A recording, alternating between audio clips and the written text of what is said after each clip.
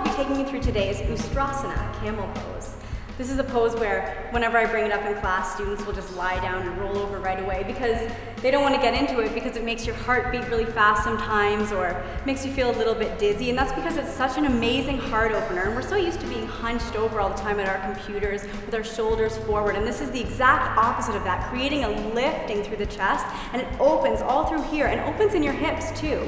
We'll get Emma to demonstrate, so if you want to just come onto your knees, Em.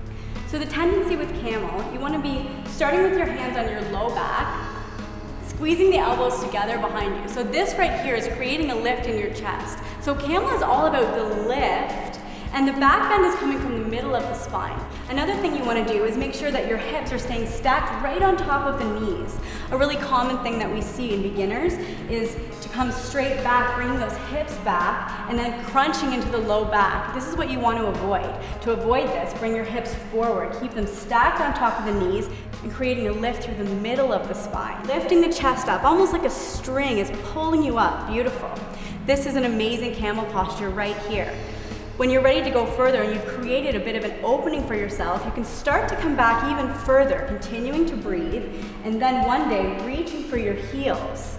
Stay lifted through your middle spine and bringing your hips forward. See how she's getting that nice opening through the hip flexors?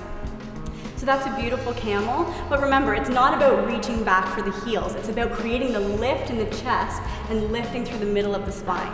And press into your low back as you slowly come up. Great.